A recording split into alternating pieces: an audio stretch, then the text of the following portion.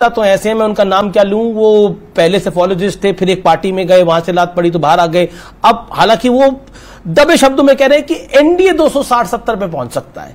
तो मतलब ये सारे आंकड़े मैंने आपके सामने रखे हैं, आपका टेक क्या है? ऐसा है, ये कोई इन्होंने कोई जमीन और धरती से कनेक्टेड लोग नहीं है।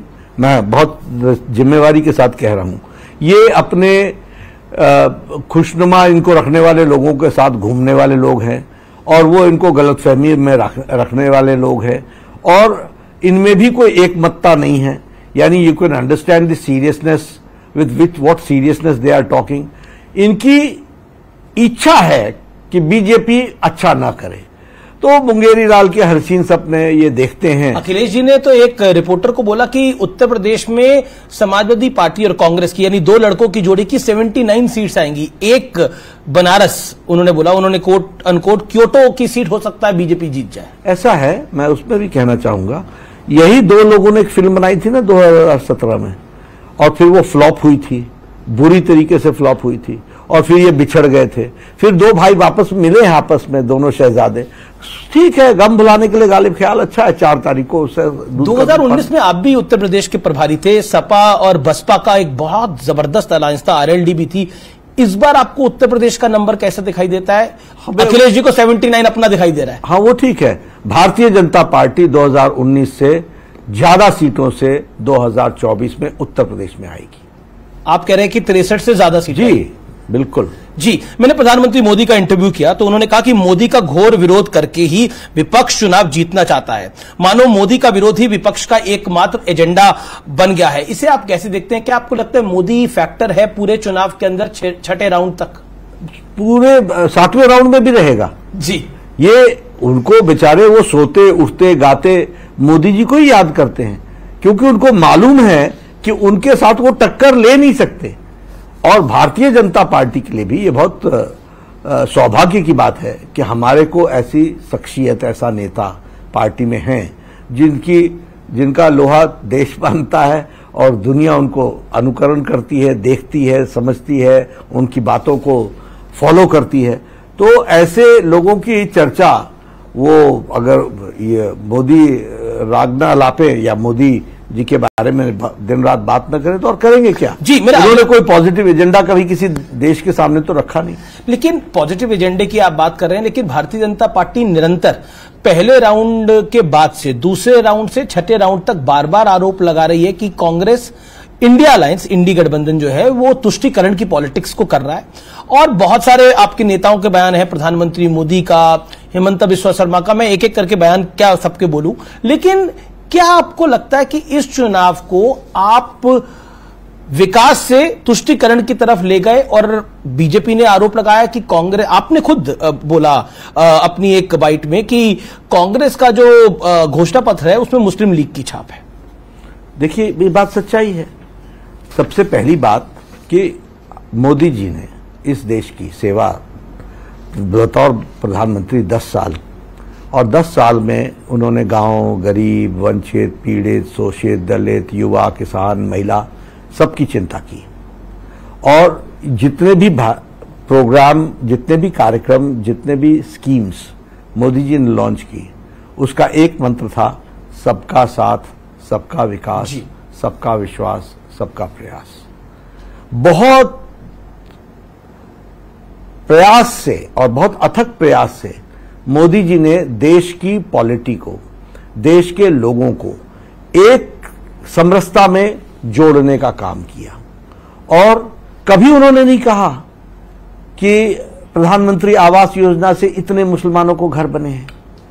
कभी उन्होंने नहीं कहा कि उज्ज्वला योजना में इतने मुसलमानों को घर रखे। 10 साल ऑन रिकॉर्ड है, सारे देश को एक रूप में ला करके उन्होंने सेक्युलरिज्म का एक पॉजिटिव उदाहरण। लेकिन चुनाव, मैं पूरी बात कर रहा हूं, उन्होंने पूरा उदाहरण देकर के एक पॉजिटिव रूप में इस बात को रखा और उन्होंने इस बात को आगे बढ़ाने का काम किया। कांग्रेस पार्टी ने अपने मैनिफेस्टो में षड्यंत्र पूर्वक, शब्द मेरा सुनिएगा, षड्यंत्र पूर्वक, चालाकी से फिर से विभाजन की बीज को बोने का काम किया। हमारा आइडियोलॉजिकल झगड़ा क्या है? Justice to all, appeasement to none. This is positive secularism. उनका नारा क्या है? Division and rule, divide and rule. जब सबको सारी चीजें मिल रही हैं, और मैं इसका बखान भी नहीं कर रहे हमारे प्रधानमंत्री, क्यों? क्योंकि हम जितना ये चर्चा करेंगे उतना सोसाइटी डिवाइड होती है। आपने अपने मैनिफेस्टो में पैरा 1, पैरा 5, पैरा 6 में आपने लिखा कि हम माइनॉरिटीज को स्पेशल प्रेफरेंस देंगे। आपने लिखा कि हम एजुकेशन में उनको हम स्पेशल रिजर्वेशन देंगे। आपने लिखा कि हम उनको स्पेशल ट्रीटमेंट देंगे। अगर आप ये लिखते हैं तो माइनॉरिटी आएगा ही आएगा। क्यों? क्योंकि जब हम कह रहे हैं कि देश को एक नजर से देखो, जस्टिस टू ऑल, सबको, ये तुम अलग अलग देखने का काम क्यों करते हो? लेकिन तुमने किया।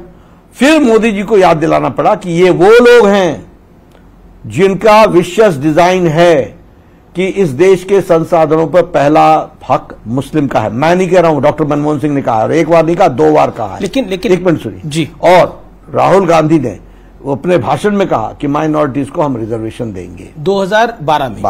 तो वो कह रहे 2012 में एक बात हुई थी, उसको 12 साल बाद पिक कर लिया गया। प्रधानमंत्री मोदी ने उसका जिक्र किया, हमारे चैनल ने भी उस बाइट को दिखाया। लेकिन मेरा फिर प्रश्न वही है कि मुस्लिम आरक्षण की बात कांग्रेस कह रही है कि हम मुस्लिम आरक्षण नहीं कर रहे, लेकिन हम पे थोपा जा रहा है। ये बीजेपी आरोप लगा रही है। थोपा नहीं जा रहा है। What do you mean? जब सबको रिजर्वेशन अकॉर्डिंग टू सामाजिक आधार पर होता है, अमीश जी, मैं आपसे पूछना चाहता हूं, जब बाबा साहब अंबेडकर ने संविधान समिति के सामने और कॉन्स्टिट्यूएंट असेंबली के सामने जब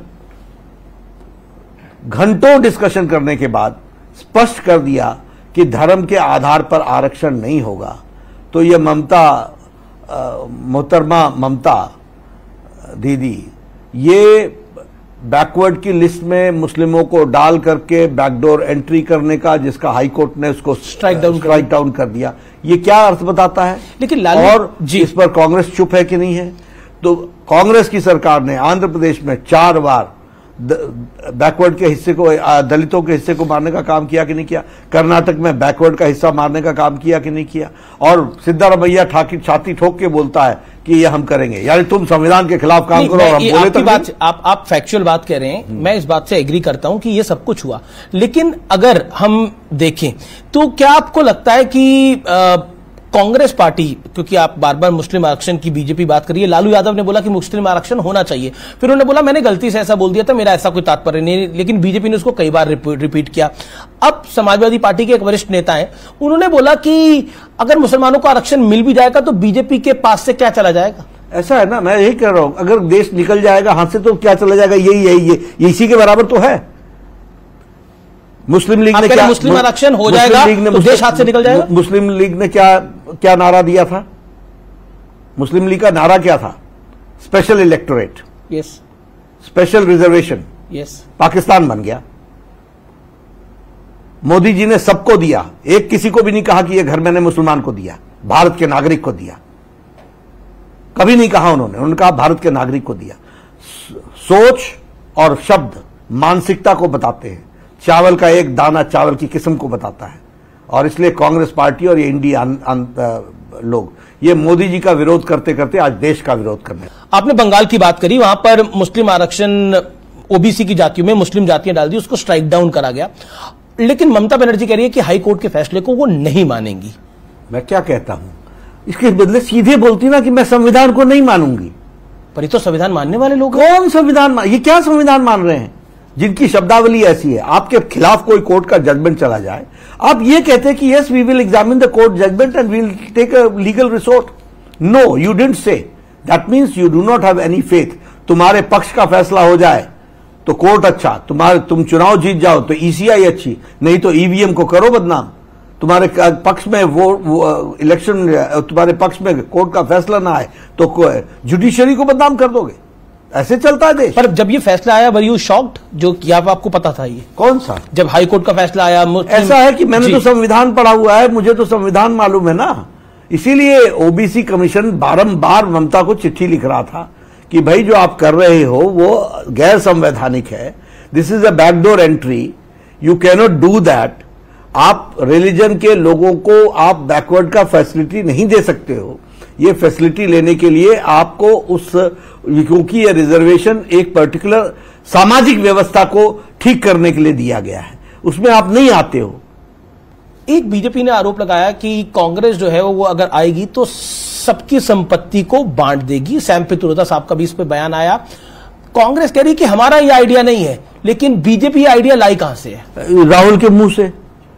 राहुल ने बोला, उन्होंने बोला कि हम ये फिर से देश के रिसोर्सेज को हम एनालिसिस करेंगे और देश के रिसोर्सेज को रीडिस्ट्रीब्यूट करेंगे। अब इसका कोई और अर्थ होता हो, शायद इटालियन में कोई और अर्थ होता हो तो मैं नहीं जानता, लेकिन भारत और इंग्लिश में और हिंदी में इसका मतलब यही निकलता है कि देश की संपत्ति को हम फिर से रीअसेस करेंगे, उसको हम रिव्यू करेंगे, एक्सरे करेंगे और फिर हम उसको रीडिस्ट्रीब्यूट करेंगे। तो उस रीडिस्ट्रीब्यूट करेंगे तो मेरी संपत्ति भी देखेंगे, मेरी जमीनें भी देखेंगे और मेरे पास जो छोटी बड़ी जमीन है उसको लेकर के बांटने का काम करेंगे। एक आधी अंगूठी पहनी है वो भी उतरवाने का काम करेंगे। जी, लेकिन आपने बड़ा दिलचस्प इसका जवाब दिया, लेकिन एक प्रश्न मेरे दिमाग में नहीं जी, फैक्चुअल। लेकिन फिर बीजेपी ने तो बोला कि आपसे लेंगे, उन्होंने तब बीजेपी का कहने का तात्पर्य था बहुसंख्यक से देंगे और अल्पसंख्यकों को दे देंगे, यदि ज्यादा बच्चे वालों को दे देंगे, ये पीएम ने कहा। ऐसा ना कि उन्होंने कहा ना कि we will give special treatment to Muslims, to minorities. तो इसका अर्थ क्या बनता है? हम क्या सोचेंगे इसमें से? मैं एक तरफ बोलूं कि मैं टॉफी लेकर के आऊंगा, फिर बोलूंगा मैंने उनके लिए स्पेशल ट्रीटमेंट रखा हुआ है, तो मेरे समझ में नहीं आएगा कि बर्थडे का केक किसको खिलाएंगे। जी, मैं राम मंदिर की बात कर लेता हूं। प्रधानमंत्री मोदी ने मेरे साथ साक्षात्कार किया और उन्होंने पहले भी ये बात को बोला, लेकिन उसमें बहुत स्पष्ट रूप से बोला कि कांग्रेस की प्लानिंग है कि अगर वो सत्ता में आएंगे तो राम मंदिर पर ताला लगवाने का काम करेंगे। उन्होंने कांग्रेस के एक गांधी परिवार के एडवाइजर की बात को कोट करा। क्या आपको लगता है कि आज के युग में कांग्रेस ऐसा बड़ा रिस्क लेगी? अगर सत्ता में आके कांग्रेस एक कर देगी तो कांग्रेस को भी पता है कि इसका रिएक्शन बड़ा जबरदस्त होगा। ऐसा ना, दिल की बात जुआ पर आ ही जाती है। वो दिल की बात जुआ पर आई है, अब जुआ पर आई है तो उसको आगे लोगों तक समझाना हमारा काम ही है कि दिल के अंदर है क्या, यही है उनके दिल में। लेकिन इससे चुनाव पोलराइज करने का प्रयास